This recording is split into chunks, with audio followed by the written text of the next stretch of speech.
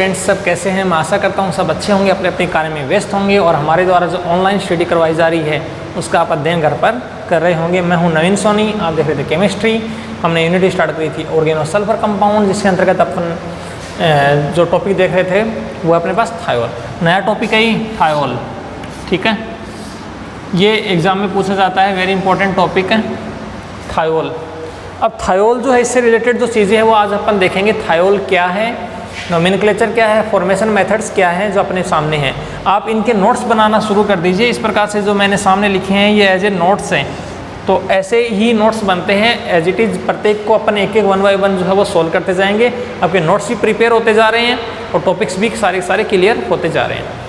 Thiol जो है इसके अंतर्गत देखिए, थायो का मतलब तो हो गया सल्फर, ओल का मतलब हो गया एल्कोहलिक, यानी ऑक्सीजन, मतलब ROH जैसे आप लेते हो ROH, ये कोई एल्कोहल है, ठीक है। ROH ये कोई एल्कोहल है। इसमें आप इसको क्या बोलते हैं, एल्किल एल्कोहल। यहाँ पर अब ऑक्सीजन को हटा के आपको सल्फर जोड़ना है तो ये थायोल हो जाता है। ओल तो लगा है ऑक्सीजन के कारण, ओल का मतलब OH, ऑक्सीजन हट गया उसकी जगह सल्फर जुड़ गया तो ये एल्केन और ओल, एल्केनॉल है और उसकी जगह alkene plus thiol, alkene thiol हो गया ही, ठीक है। तो ये एल्कोहलिक कंपाउंड था, इसीलिए इसका नाम हो गया थायोल। अब इसका नामकरण जो है थायोल का, मतलब थायोल जो होता है वो अपने पास होता है RSH, ये अपने पास थायोल है। इसका यदि नामकरण देखा जाए तो अपने पास नामकरण की मैंने कल तक आपको बताया था, एक तो थायो एल्कोहल बोल सकते हैं, थायोल बोल सकते हैं, मर्केप्टेन इसको बोल सकते हैं, ठीक है। थायो एल्कोहल का मतलब हो गया, जैसे ये वाला जो है इसको थायो एल्कोहल बोलते हैं, ये अपने पास थायो एल्कोहल है, ठीक है। ये थायो एल्कोहल अपने पास है। अब इसको थायोल भी कहते हैं, इसी का नाम एक है थायोल, थायोल। और तीसरा नाम मर्केप्टेन, ठीक है, एल्किल मर्केप्टेन, इसका नाम हो गया एल्किल मर्केप्टेन।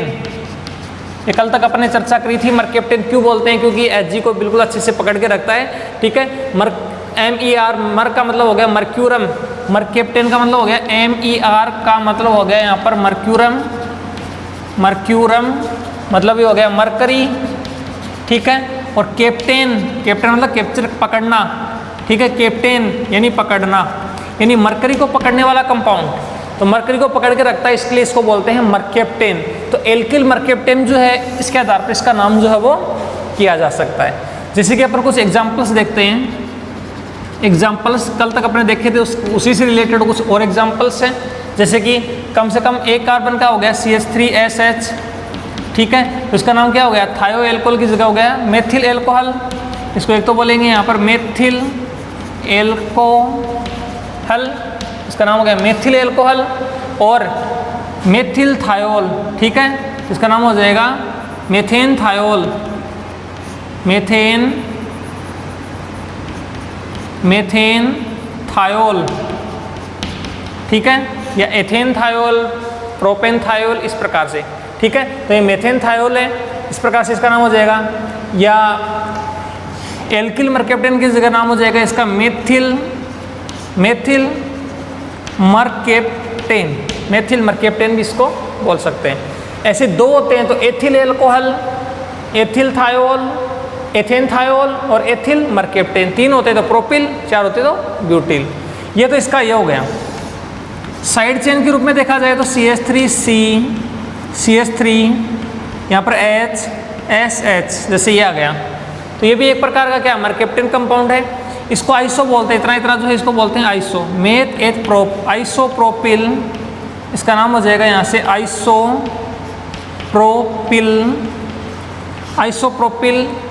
ठीक है। और SH जो इसको बोलेंगे यहाँ पर थायोल, आइसोप्रोपिल थायोल, इसका नाम हो जाएगा आइसोप्रोपिल थायोल, ठीक है। या मेथिल एल्कोहल जो लिखा है इसकी जगह अपन थायोल लिखेंगे, वैसे मेन तो मेथिल एल्कोहल की जगह यहाँ पर थायोल आएगा, मेथिल थायोल। एल्कोहल तो यहाँ पर OH आता तब होता, ठीक है, थायोल, मेथिल थायोल, इस प्रकार से। या methyl mercaptan, methyl thiol, methane thiol, इसके 3-4 नाम हो गए। आइसोप्रोपिल थायोल हो गया ये, ठीक है। ये आइसोप्रोपिल मर्केप्टेन, आइसोप्रोपिल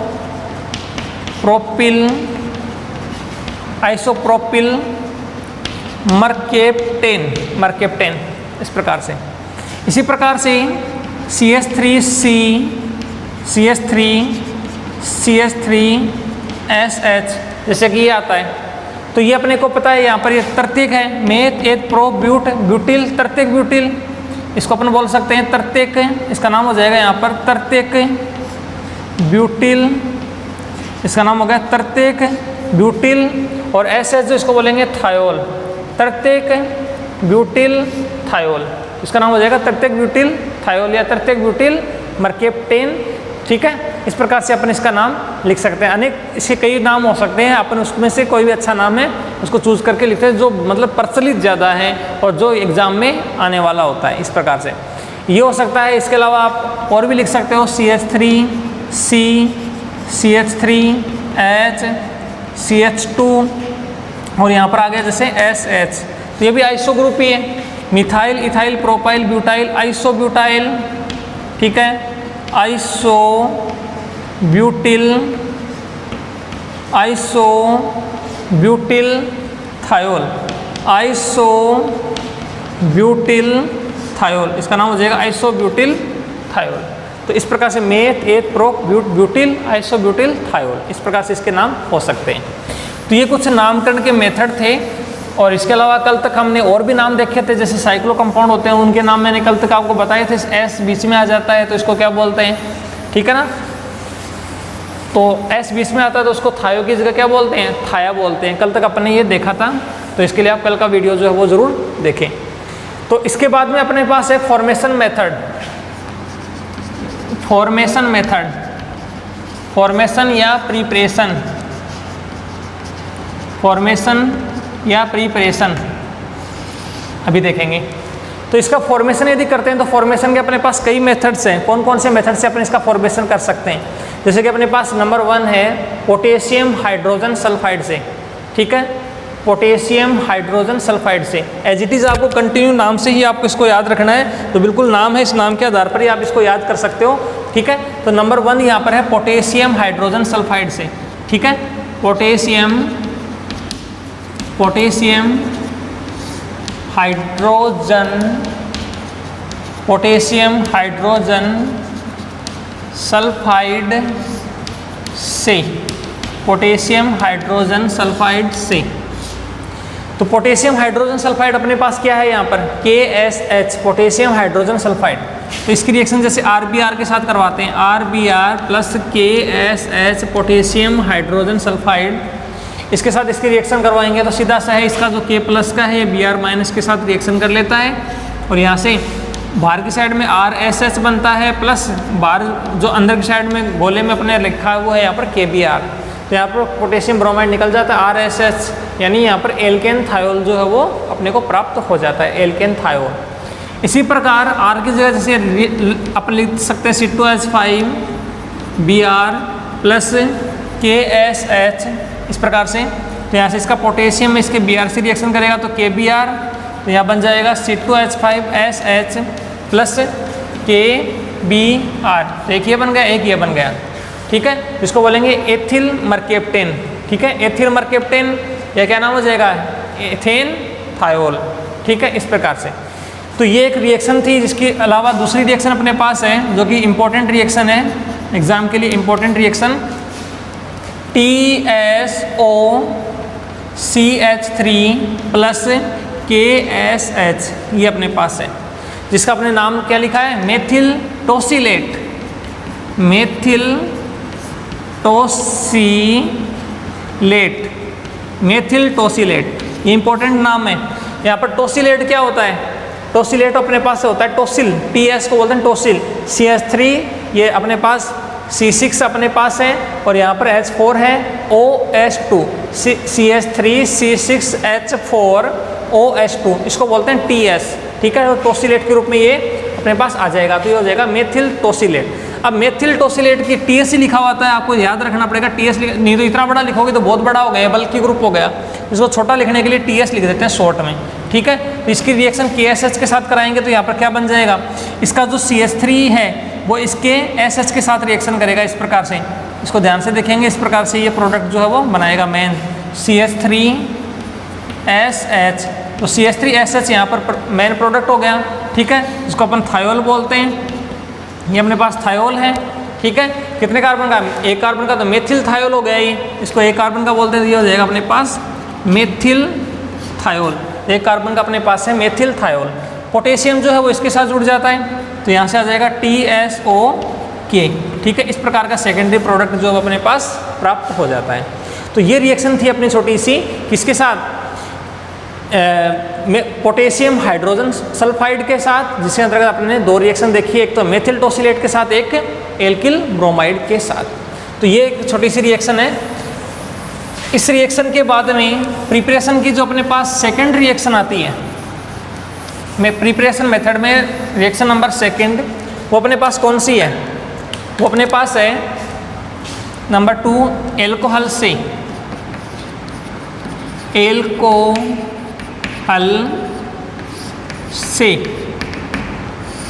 से। अब एल्कोहल से अपन देख रहे हैं तो इसके अंतर्गत देखिए अपने पास फर्स्ट रिएक्शन है एल्कोहल। अपन सबसे कम कार्बन का एल्कोहल यही लेते हैं C2H5OH, क्योंकि आसानी से उपलब्ध होता है, स्प्रिट बोलते हैं इसको, एथेनॉल। ठीक है, तो ये आसानी से उपलब्ध होने वाला अपने पास है। इसकी रिएक्शन P2S5 के साथ करते हैं, फास्फोरस पेंटासल्फाइड के साथ करते हैं, और इसको थोड़ा सा क्या करते हैं, हीट देते हैं। तो हीट देने से क्या होता है, इसका जो थायोल कंपाउंड है वो अपने को प्राप्त हो जाता है। यहाँ से कैसे प्राप्त होता है, ये सल्फर जो है वो इसके साथ जुड़ना है, किसके साथ, इसके साथ, SH अपने को चाहिए ना, तो ये P जो है, ये P, ये तो इसके साथ ऑक्सीजन के साथ जुड़ जाएगा ऐसे करके। मैं जो डिब्बे में लिख रहा हूँ उसको ध्यान से रखेंगे। P2 जो है वो ऑक्सीजन के साथ जुड़ेगा, ऑक्सीजन यहाँ पर 5 है। ठीक है, तो एक तो अपने पास बन जाएगा P2O5, ये सेकेंडरी प्रोडक्ट है इसका P2O5। ठीक है, और प्राइमरी प्रोडक्ट क्या है यहाँ पर 5C2H5। ठीक है, और 5ES है, 5EH है, तो ये बन जाएगा 5C2H5SH, ये आ गया आपके पास थायोल। तो इसको बोलेंगे एथेन थायोल, इसका नाम हो जाएगा यहाँ से एथेन और थायोल, ये हो गया एथेन थायोल। तो एथेन थायोल अपने पास बन जाता है, और फास्फोरस पेंटाऑक्साइड P2O5 यहाँ पर सेकेंडरी प्रोडक्ट के रूप में प्राप्त हो जाता है। ये थोड़ा सा ध्यान रखना है कि कितने ऑक्सीजन जुड़ने चाहिए, कितने फास्फोरस जुड़ने चाहिए, कितने सल्फर कहाँ जुड़ने चाहिए, तो ये रिएक्शन आसानी से आप कर सकते हो। जो अपने देखिए reaction number 1, reaction number second अपने पास है, जिसमें अपने एल्कोहल ले रखा है C2H5OH, जिसकी रिएक्शन हम H2S हाइड्रोजन सल्फाइड, सड़े हुए अंडे जैसी गंध वाला जो पदार्थ अपने पास होता है, H2S जो गैस बनती है सड़े हुए अंडे जैसी गंध वाली, तो यहाँ पर H2S है।